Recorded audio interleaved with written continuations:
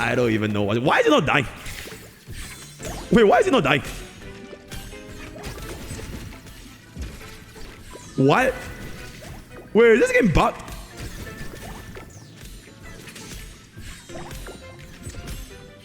Yo, what's going on? Why is this guy not dying?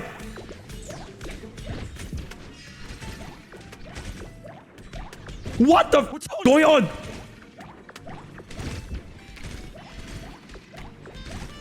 What the bro?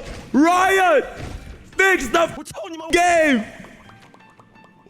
What the fuck? Hey guys, MrPokke here, and as of this time of recording, as you guys can see from the game itself, I have basically beaten the, not really beaten, but I've basically completed the entirety of Honkai Nexus Anima. I've hit the max level cap. I've finished through pretty much the entire story. This one is basically like the progression for the town, don't worry about it. I've finish through all the story, unlock all of the endgame content, and just want to give you guys my honest, genuine, full breakdown on exactly what you can expect if you are going to be going into Honkai Nexus Anima. First thing first, to establish everything, as we all know by now, this is going to be a game based on CBT 1, the very first CBT, and actually I've never been in a MiHoYo CBT 1 for any of the game. Whoa. For like Zenless, for like HSR, whatever. So this is actually my first ever CBT 1, so I do expect there to be a lot of changes, right? If you want to cut through all the way to the summary of what I think about this game, you can feel free to skip all the way to the end of this video. Other than that, I will be bringing down pretty much every single aspect of what you guys can be expecting going for this game. So without further ado, so Honkai Nexus Anima is, at least for my experience as a consumer, it was basically a game that is set around like a very different target audience from, I would say, like Zenless, HSR, Genshin, all the kind of stuff, right? It's a super chill, super cozy, open, not really like an open world, but it's kind of comparable to HSR, where you have this big ass map that you can kind of explore around the town, a little bit like a it's sort of like a modern era, like a little bit more of a modern era of this map that you can see as of now, which I'm pretty sure is gonna get way bigger. And within the lore of this entire map is that you are basically like a anima master that will go ahead and catch all these animas that are gonna be appearing in the wild. So for example, you can just go down over here and any one of these little things that you see. So for example, that's gonna be Blade's little dog over there. You can just go up to them, go into battle, you collect them, and after you win the battle, you just immediately add them into your collection. And you from now throughout this entire map, you can pretty much see a lot of different animals which you can be seeing from this collection over here. So it's sort of like this Anidex, it's literally called Anidex, and you can collect up to, at this point, 66 different types plus one of this special, wood guy, right? So that is pretty much it. And I would say, other than this like super chill, cutesy, casual kind of vibe, there are a couple of underlying lore explorations that you can kind of explore. So the entire thing with the main story quest, you can take a look over here. Going into the past and present life, you have a different main characters, and this guy is like a whole ass hidden cutscene. I'm not going to spoil it for you guys. And we also have quite a couple of connections with like the literal Honkai Star Rail universe, so do look forward to see a little bit more depth when we see the progression of the story itself. The bottom line for the overall setting is that it is a game that you don't really have to be too serious. There are a lot of Easter eggs, a lot of fun interactions that you can be having with the NPCs between your Anidexes, and yes, your dialogue options for this game, it absolutely matters, which I'm going to be talking about right here. That is going to be Honkai Nexus Anima's gameplay loop. Different dialogue can be unlocked based on your attribute. Oh my god, we have 0 wit. So the gameplay loop for Hana, I'm just going to call you Hana from now on, is that you are basically going to be able to level up your character, and this EXP actually comes off very abundantly because I was able to obtain this EXP simply from battling this random animals, which is going to be coming from the entire open world. So if you want to grind to level 30, it is a super fast. I'm not sure if it's meant to be this fast because there's CBT 1, but you get EXP from your main story, from your side quests, from random trainer battles, from random, and you can get a lot. And the overall progression is, the first things first, is definitely going to be very unique thing about Hana, is that this infinite vortex thing is basically how the main story progression is going to be done. And unlike in like Zenless, Zone Zero, Genshin, or HSR, each of these chapters, you can see chapter 1, chapter 2, and chapter 3 from the, at least in CBT 1, they have different endings. So every single one of the MSQ will have their respective endings as well as the different possibilities. And if you want to go ahead and unlock all of the different endings, you can in fact basically go back in and redo these different stories again just to see what are the potential possibilities of the exact same MSQ from having the alternative paths, right? So for example, the Power to Championship, you got the one where you complete the arena trials or you pass through the portal without completing the arena trials. And then for the very first one, I believe is going to be this over here, the Ferreira Square over here. So from the Ferreira Square over here, one guy is like it's called like a criminal, and then this guy, whether you put him to judge or whatever. I did all this all stream so there wouldn't be any footage, but basically you have all these different things, endings to your MSQ, which is I think audio something that was quite unique. And after you clear through the MSQ, which is usually going to be tied to your levels, and you're going to be getting level for some fire on training battles, it actually progresses very quickly. And the gameplay loop for the MSQ, I will say, at least from the way I experienced it, it was a very small minority as to what Hana actually truly is as a game, because I would say that the main focus for this game is not so much the MSQ, but at least for me, it's between either the Apex Club or the Nexus Luna Shop. This is the end game, and I'm guessing this might be the PvP. I'll talk about it a little bit later towards the end game portion. But for the MSQ, just know that the overall vibe and settings, there are a lot of dialogue options, which is why there are so many different possible endings. So in this game, every single dialogue will lead to you getting like respective different outcomes, different interactions, different voice lines for everything that you expect. So if you wanted something that will see what your actions can cause, so like for example, if you're too arrogant, or if you're too smart, or if you're too like silly, because there's like charisma, intellect for your actual main character, it will behave accordingly based on what you select, right? So if you like these kind of things to have a little bit more flair for the MSQ, then this game is definitely going to be right up your alley. For me personally, I'm going to be completely transparent. I did not care too much about the MSQ, especially in the CBT1. I was purely trying to play this as much as I can just to get into the actual gameplay loop itself, which is what I mainly play games for. It is not so much for like the story, the storytelling. It is more about what this game has to offer, right? So that being the MSQ aside, the other thing that is going to be pretty important is going to be this thingy over here. So after collecting the MSQ, or rather completing every single main story quest all the way up until level 30, which is going to be the maximum level cap for CBT1, you got this aspect contracts, which will be their 5-star equivalents for the animas they are going to be seeing respectively for all of their different factions. So this is going to be the 5-star competition, 5-star memory, 5-star dark, 5-star light, as well as the 5-star citations. This being the very first one they're going to be unlocking very early on. All of these, they are basically random checkpoints, like they are wild battles, which is going to be surrounded by this purple mist, and you have to kill, you have to defeat all of the animals within the purple mist, and then you unlock the final boss. Completing these will then award you with the respective 5-star animals, which you could then build into your team itself, which I will also be talking about in the gameplay loop later on, right? So this will be basically sort of like your side quest into collecting your animals. And speaking of collecting your animals, like I also briefly showed you guys just now, all of these animals within the 3 and 4 stars, they are pretty much able to be obtained from the overworld. Some of the overworld, you can't really find them unless you find a hint. So for example, some of these animals that you're going to be finding, so for example, if you did not unlock them immediately, they will actually give you this little hint option to try and find exactly where it is. An excellent example is I can think of is basically going to be the Ferrari. You can't really find this guy unless you actually go and track at exactly where it's going to be. And then there's always have this sort of different interactions and mini games, especially on some of these 4-star animals that you're going to find on the field. From what I've been experiencing so far, there was not a single 5-star anima in the open world. Other than the 5-star animals, every single one of these 3 and 4 stars, it should be obtained purely from playing through the game. Some of them will have special missions, like for example this Lumeridon. I'm now gonna blow him. You wait quietly. Oh my god, no! Try to touch it, and there it is. Hit. Okay, let me get my... Yo, Joe, what do we call this guy?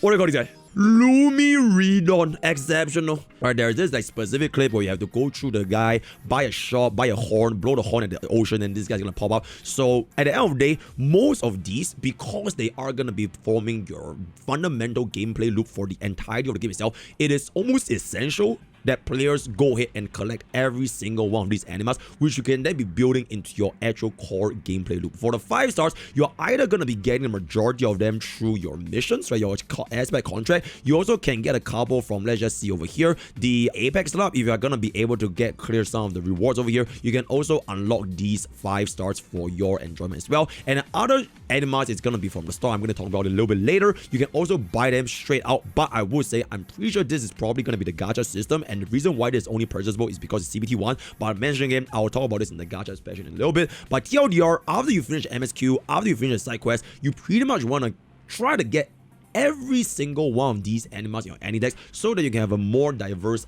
deck building option, which is gonna be contributing to the baseline of this entire game itself. So with that being established, let's just jump into the two main types of like units and team building, which are gonna be either your animas, which are gonna be seeing over here, or you're gonna be talking about your Kardias, right? Kardias and animas. So Kardias are essentially like trainers or like users that you can equip into your deck, right? You can equip up to 3 different Kardias, each one of them having a offer relic and each one of them having an exclusive principle. So the exclusive principle, this one is only gonna be when they're your main Kardia, and then the relic you can gonna just give them to any one of your animals when you're gonna be on field. So for example, Blade over here gives you a 15% attack and 12% Omni Leech, which is gonna be just basically lifesteal. It gives plus 20 attack. If you fall below this, you get more Omni Leech. If you fall above this, you get more attack. And then his passive is pretty much literally a global passive. So if your strongest unit die, Blade will basically revive them. They come back in, get a heal, get a stun off. So really strong. And I'm talking about the synergies a little bit later on towards the end. But basically every single one of the 5 stars, 4 stars, they basically all have their respective offer relic as well as their principle, which you can then go into your team building talking about a little bit, which is gonna be constituted by your Nexus Anima. So I'm pretty sure this will be a very new concept for my viewers who have never played TFT before. Like myself, I've literally never played TFT, at least until today. I did get a very brief understanding where you basically want to make use of these set bonuses, which can then trigger in the combat itself. And ideally, when it comes to building a team, at least in level 30, your maximum members is going to be 8 out of 8. You want to try to hit at least one set as high as you can, because very often when the effect stacks onto the maximum number of duplicates, or rather the number of members in the team, it will apply the strongest possible effect, right? So there's going to be dark, there's gonna be like your your satiation, there's gonna be your light, there's gonna be your competition, explorer. So all these kind of things I'm not gonna be talking about in this video. It is basically the bread and butter for this entire game. It is about TFT. If you have played TFT, you know exactly what I'm talking about. And every single one of these, the moment you go into the fight, you can basically choose and build your team from this function over here. So going into your battle teams, you can basically swap out to 20 different teams over here as of what I'm seeing right now. And every single one, they are able to basically sort of like a relic loadout, but this is really like a team loadout where they will save the animals with the respective relics that you actually equip them with, and every single time you change, it will just keep into whatever sense. So for example, if I want to use the competition team right here, then this is going to be activated, and then this is going to be the bonus, which is going to be Firefly, Search Champion, whatever. He will drag the backline getting here. So my objective for this team is for my entire team to gang out with this guy, instantly taking out the backline carry, and then we kind of see from there. If you do not want to play this team, you can also go for example, this is personally my favorite team, the Fight of Big Forgotten, because this guy literally plays like Aatrox from League of Legends, where you run a hyper carry. I forgot what his original name is, but his basically entire mechanic is that he just has an insane amount of lifesteal and sustain. So as long as this guy survives, he can just basically just 1v10, right? So you can also make use of this with the Gladiator set, which gives you the additional 35% attack as well as a 20% heal whenever you defeat an enemy, right? So team building aspect, like I mentioned, it is pretty much the complexity of this game will be depending on this entire segment over here. I'll be looking forward to exploring this a little bit more in the future upcoming CBTs, but as of right now, I've explored Satiation, Competition, Gladiator, this is your light team, this is your dark team, and then all these other teams that I remembrance, this is literally remembrance by the way. I haven't explored too much, but these are gonna be the main teams that I've played so far. So what good use is a team gonna be if you actually cannot level them? And that is where we're gonna be coming into this Nexus strength as well as the nurture function for the game. So nurture is basically like a one-time thing, almost a little bit like a trace upgrade, where you will feed your animals. Each individual animals will have their individual stat lines, and the game actually gives you this recommendation. So this is directly tied with your main account level. So now I'm level 30, I'm gonna be getting an average of 30. Before this was 25, then 20, I think it was 15 before that. So for example, my hamburger lizard guy, he wants 10 attack, 5 HP, and I guess 2 defense, 2 MR, and 11 of this special value, which is gonna be a crit crit rate, ideally you do want to get the ones that the game actually recommends. So the game recommends a 10 attack as well as a 10 crit rate first. Everything else is not as important, but if you want to max them out, you might as well, because you don't really lose anything. So from what I've seen, I don't think there's a difference between upgrading them with purple, blue materials. So I think you probably want to upgrade them with the one that is like the lower rarity, just to be a little more efficient. Feed them, and then okay, there's a little bit more over here. Yep, feed them, and then this is gonna be basically 30 out of 30 successfully fed. And I'm guessing the more you level up, the more appetite there will be, which means you can upgrade their stats even higher, right? And each of these different animals, they will have their different stat lines, which is gonna be unique to one. So for the DPSs, you're gonna be recommending attack damage as well as this unique factor here. So some are crit rate, some is damage bonus, some is damage reduction. So for example, your frontline tanks, like for example, our Aatrox over here, this is gonna be unique where we are, because he has sustained, right? It's gonna be a physical leech value instead of the crit rate from the compared to others. And then you can kind of just see by yourself, you basically wanna feed every single one of these enemies to the highest appetite, so that they have the highest possible stat when you actually bring them into battle. Doesn't really matter if it's MSQ, PvP, okay, not PvP, but like the battle club or like the endgame content. You kind of just want to feed the animals that you actually want to use. And from what I've been seeing so far, the materials that you're going to be getting from your food is actually very, very plentiful, because every single time you fight some random enemy on the open world, you're going to be able to get this. And if you can't get this, you can straight up just buy from the shop. So this should not be a bottleneck whatsoever, at least from my experience, right? Now, I do want to point out that there's another thing, which is going to be your Nexus strength. The general Hoyo cycle, where you probably can think of Nexus Strength as like your signature light code. The thing with this Nexus Strength is more like a single one piece, and you're able to get these from playing the Apex Club, which I think is this game's PvP. I'm completely wrong because I didn't get any play to any PvP here, but from what I'm playing is every single time you fight Apex Club and you're gonna be able to win a battle, you'll choose one of these Nexus Strengths that you'll be getting, and once you win, you can then bring home with you, and then you can decide if you want to equip it to any of your enemies. So for example, my Aatrox over here, he does want to have attack speed, damage dealt, as well as whenever you defeat an enemy, synergizing with him perfectly. One thing to note is that if you were to change this strength into any other strength, the previous strength will literally go away. I don't really know why the reason for that is. So the moment you equip somebody with one Nexus strength, the previous Nexus strength that you equipped last time, it will disappear. It will simply cease to exist. So the moment you were to give someone, like for example, this gold Nexus strength, you can't take them out anymore, right? You literally cannot even take them out. So for example, if you were to trade the trash button, you would literally destroy it. So it will cease to exist in your inventory for forever. So do consider carefully which Nexus strengths do you want to include into your animals. At least for now, I think this is completely unnecessary. I don't really see any value for like destroying. But to be fair, you can get these pretty frequently as long as you play the Apex Club, which is, I mentioned, I'm guessing it's against PvP. So every time you win, you get one, and it's gonna be very, very plentiful. So it might not be that big of a bottleneck in the future, but I just don't see any value why this needs to be destroyed, because I can't really see any upgrades. It really is just like, for example, if I want to change this to any of these, I don't see any upgrade option. It is just simply a single strength, and that's pretty much it, right? So those are the two main ways you can make each of your individual animals strong in the game, from both nurture as well as Nexus strength. And then for the actual units, your Kardias, there's nothing to upgrade, right? From what I'm saying, is just their relic, their principal, which is the main guy that you put into the slot one. Everything else is just as is. There's no levels tied to it. There's no like tracers. There's no idlers. There's no dupes. There's no nothing. As long as you get one, that is pretty much it from what I'm seeing here so far, right? So, yep, that is going to be the upgrade progression for this game. Okay, and like I mentioned just now, when it comes to your idlers, dupes, and your different Kardias and your animals, right? This game in CBT 1, Hana has no gacha at all.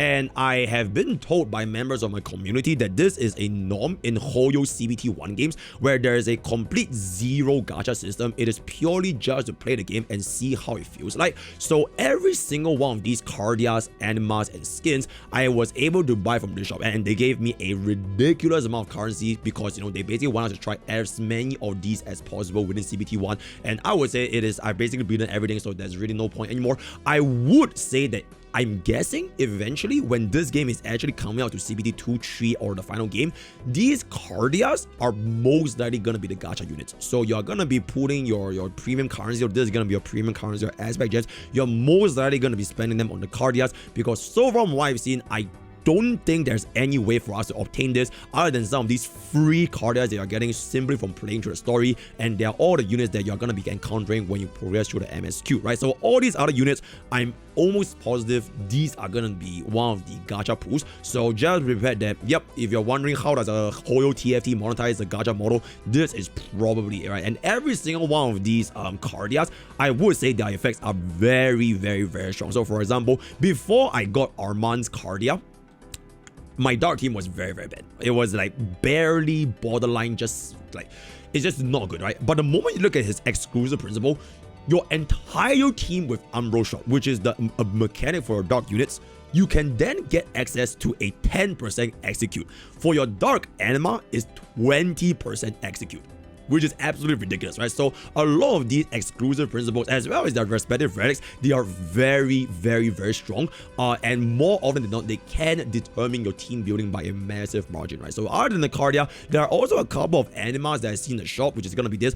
I'm guessing they might also make this a gacha currency. That are some of the 5-star animals are not going to be available from both the missions as well as open world. Then they're probably going to be adding this into the pool as well. So I'm guessing if this is going to be like the unit banner, then this is probably going to be the light cone banner if you guys want to compare this HSR, right? Then I'm guessing for the skin, I'm not sure if this is gonna be a gacha. It might just be like a skin thing where you want to buy. Okay, since I have so much, yep, there are gonna be your unit NPC. So this is gonna be your main character, right? How do you want to dress a main character, as well as your actual anima skin. So for example, if I were to get a Crimson Razor right now, right? So I got a Crimson Razor skin. So you just simply go into your anima over here, jump into car, and then go into your skin, equip this, and then, you know, yep, that is pretty much a skin.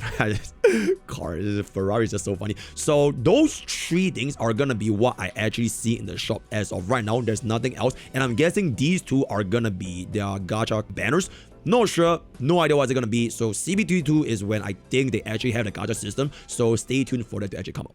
Now with that, I'm gonna be coming into pretty much one of our closing statements, because I think this CBT one, it was very, very short, because level 30 was a max and we hit this in basically less than 3 days. There are 2 main endgame modes that I see what this game has to offer. One is going to be the Nexus Lunastrum, and one is going to be the Apex Club. You unlock the Apex Club actually really, really early on. I'm not gonna talk about it a little bit later, but this is gonna be something that if you guys have been playing Hoyo games or even the mainstream gacha games, you are probably not too unfamiliar with this, because this is in fact the same thing as Memory of Chaos, Spiral Abyss, you know, Shield Defense, whatever you want to call it. It is basically a 7-stage content split amongst 3 different floors, and each floor will have their respective buffs that can make it more beneficial to the specific anima deck that you want to use. In fact, I think this is a little bit more reminiscent to Wuthering Waves Tower than anything else, because all these things have their different buffs suitable for each different deck. So for example, this deck is definitely going to be for your memory, your memory combination. They literally called Power of Remembrance, so it is what it is. And then this is going to be Dark Batch, which is going to be, you know, as the name suggests, it's going to be benefiting your dark animas a lot more. And this is going to be physical, which is a little bit more general, right? A little bit more, you know, most players can probably use this. I personally use the competition / gladiator. Both of them can work fine. And going into this, there's going to be 7 stages. Unfortunately, I can't even get past stage 6, because you can take a look from the level over here. The enemies are already at level 35, and because the game hard caps you at level 30. So yeah, what's gonna happen is if you were to go ahead into battle right now, and even if you were to make use of your mechanics perfectly, the level difference in this game is not to be underestimated, right? Because you are just gonna be over leveled most of the time. If you're like 5 levels over, you're probably just gonna get completely destroyed, no matter how strong team building is gonna be. Luckily for us, level is something that's only gonna be determined by your main account level. So the moment you're level 31, every single anima is level 31, right? If you're level 35, everyone is level 35. So because this game, or rather this CBT, actually forces you to be at level 30, I think this is probably like the max that anybody can hit, because I think the stat difference is absolutely goddamn massive. Even if you have like a 5-star animas, 5-star Kardias, I don't think I'm gonna be getting past that much further, right? So this is gonna be how it's gonna be like for the end game, and the rewards, I'm pretty sure you're also pretty familiar. Yeah, so it's gonna be a grand total of 840 of these premium currencies, which is very comparable to our current end game content Hoyo games. And this is gonna be like the reset. It says over here 300 days reset. So I don't think this video is lasting 300 over days, but most likely gonna be having your typical reset schedules similar to our current Hoyo games. So very, very straightforward. If you have been playing this enough, then this is gonna be that, right? Now, the other end game which I'm gonna be way more interested in, that is going to be your Apex Club. So from what I'm gathering over here, right, and what I'm guessing, this is gonna be the game's make or break PvP. I'm gonna be completely honest, if this mode is not PvP, if I'm just gonna be going up against AI, going up against bots for this, I would be extremely disappointed, right? I'm completely honest over here because from the way that they've structured the UI, the interface, the battle rewards, the ranking, everything about this screams PvP to me. And it is sort of like why I even want to get into this in the first place, because I want a competitive, like a potential competitive gacha game that is in this case gonna be in the form of a TFTR. So you can see over here, we do have your different ranks. So you're gonna be starting from bronze all the way from silver, gold, blah blah, to your king rank over here, right? Then the more you play, you're gonna get ratings, and the more you get ratings, you're gonna be able to get all these rewards. And these are also gonna be your Nexus stands. So every single time you win, you're gonna be able to choose one Nexus strength from your W, and then you can then bring back to your home, right? Then you also got this additional anima reward. So if you play 3, you get the Umbrella. I already got her, and then if you play 10 games, you are gonna be able to get this crow over here, which honestly I think is very, very interesting because you're guaranteed crit and you're like basically untargetable every 8 seconds,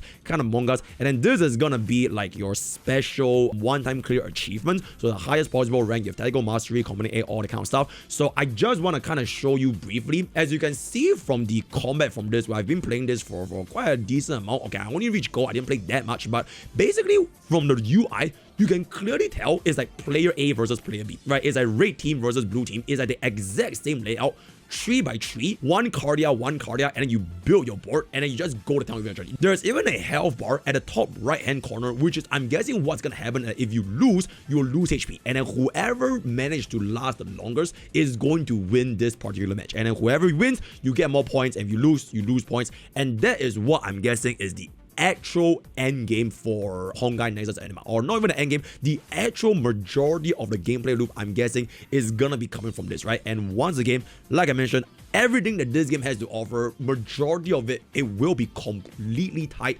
to this Apex Club, because everything else is like your team building, like your team of 8, you know, your dark gladiator, everything.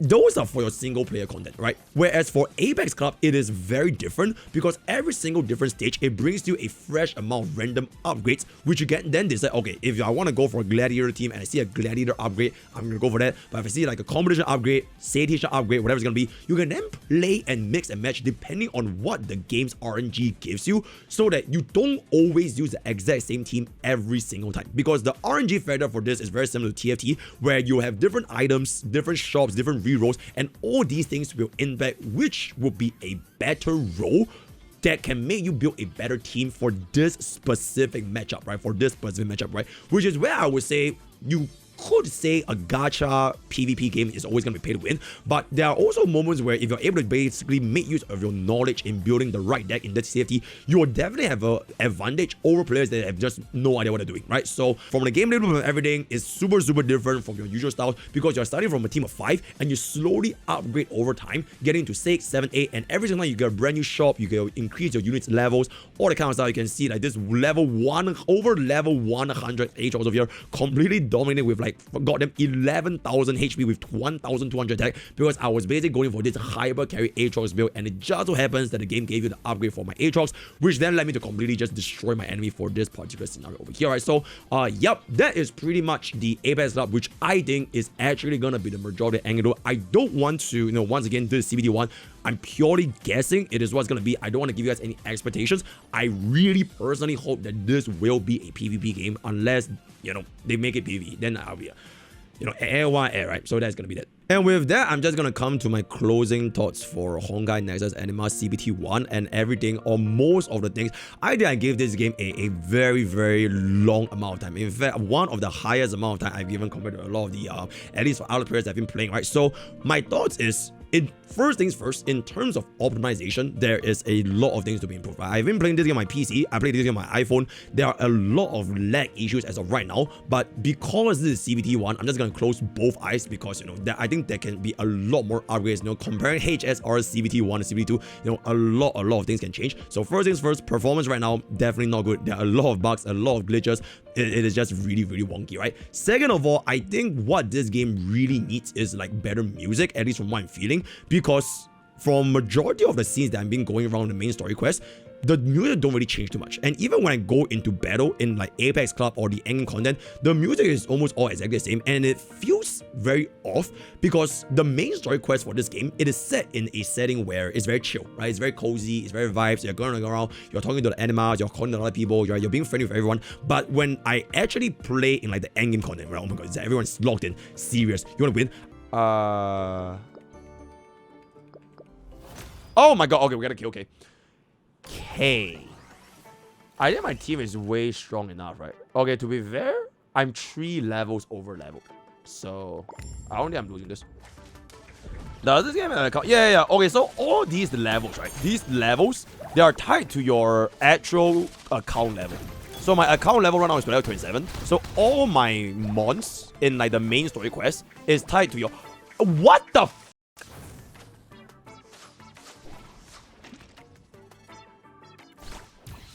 Bro, how am I losing? I feel like it will be way better if there are like different music tracks for this kind of more serious content where players are really going to be sorting out for this particular scenarios, right? Third thing is, like I mentioned, Apex Club, I really hope, pray that this is a PvP game and it is not just purely PvE. If it's going to be PvE, like I mentioned over and over again, I will be extremely let down by this game. So those are just going to be my honest opinions. If it's going to be that, then it is what it is. I give it an everything because I think this game has a lot of potential to be like one of the Hoyover's first title to be actually a full-on PvP game in the forms of a TF, your team fight tactics, all that kind of stuff. So that is gonna be that. Other than that, the gacha, no comments. For the depth, the team building, I think there's definitely a lot of room to grow because as of right now, we only have 66 different animas. So team building is definitely a lot more restrictive compared to Legend State, like overall 100, 200 over animas that they're gonna release. I'm not how sure it's gonna be, but there can definitely be a lot of different ways to find out a strategy to beat, right? There will most definitely gonna be a meta deck, meta team, meta Kardia, all that kind of stuff. But until that happens, not really any point in discussing. From what I'm being seeing right now, Gladiator with Aatrox is super strong. At least I felt it was super strong. The only time I really die is if I get crowd control or they just like one shot my carries from because we're under level. So it is what it is, right? Other than that, I would say that for this game, the overall vibe and the story, I didn't really pay too much attention. I think the dialogue options are a little bit way too bloated because they're like literally like 5-6 different dialogue options and all of them have like different ways to proceed through the story, right? Might want to trim it down a little bit, but I think that there are a lot of very nice Easter eggs. So like you can like lick the random strangers, you can throw cakes at them.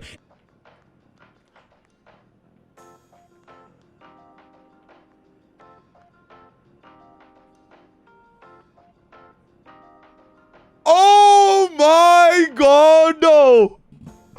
Argenti! The Night of Beauty! What the f are you doing here? What the actual f are you doing here, buddy? Hello, elegant! Even his posture is impeccable. And we even unlocked this secret cutscene that if you saw this cutscene before, spoilers, and like, praise the foolhardy. Berate the foolhardy. Praise the foolhardy. What is this thing even? Stairs. Stairs. Stairs. Stairs.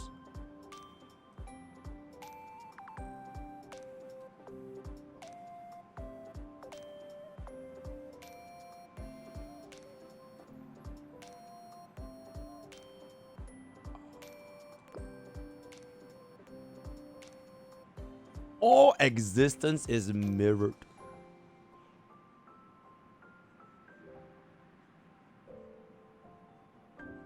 What's going on? This is time itself. You behold eternity's essence. Eternity gazing back at you through foolhardy. What is the shape of its edge? What shape is the... Oh my, is this a secret ending? This is a secret ending, right? In this bounded cosmos, no lexicon holds the words that might map onto what you witness. Language unravels in the world. Cognition crystallizes with race. You feel the answer within reach. What the f?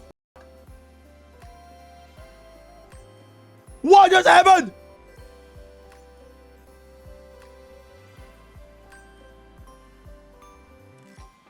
What the f? What is this game? Bro, how am I gonna clip? Help me get that clip. Wait, stop. Long ago, the twin aspects of What did I just discover? were paired. All things What is this? and were reborn. The two were inextricably bound, inseparable.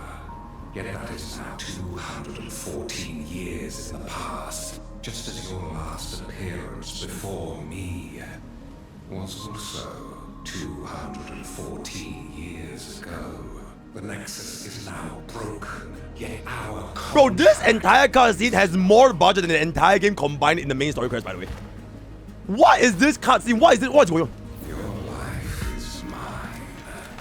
Before the price is fully paid, final death shall never be yours. Do not disappoint me. What the hell is going on?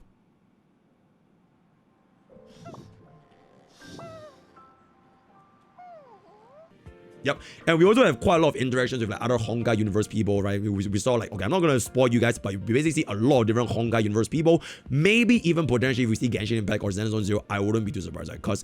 But okay, at the end of the day, it's Honkai Nexus show, so I guess it won't happen. But it was nice seeing HSR units coming to this game. For example, Blade being one of them, right? So that's pretty much it. And one last thing I would say, just to wrap up my overall experience, as of right now, I'm just gonna give this a very solid 7 out of 10. I wrote this in the Twitter post over here with a 9 out of 10 potential because I think this is like one of the first of its kind in the Gacha game to actually do this kind of like Gacha plus TFT kind of thing. So the potential is gonna be there, right? The depth is gonna be there. I think the community is gonna be there as well because I don't think we've ever seen something quite similar to this. I know there has been a pretty decent amount of negative sentiments, especially for CBT1 when when streamers, content creator play for the first time, and I feel like it's understandable because a lot of time the pacing in the story, the graphics, the lag, it is like, oh my god, what is going on right now? Which is completely understandable. But now that I've played through the game in pretty much in all of its entirety, and I got to the actual endgame loop, which is the endgame content and Apex Club, I think this game might be my alley, especially if I get time to like invest in it, if I want to create team building, guides, meta, PvP ranking. I think there's a lot of room to grow over here.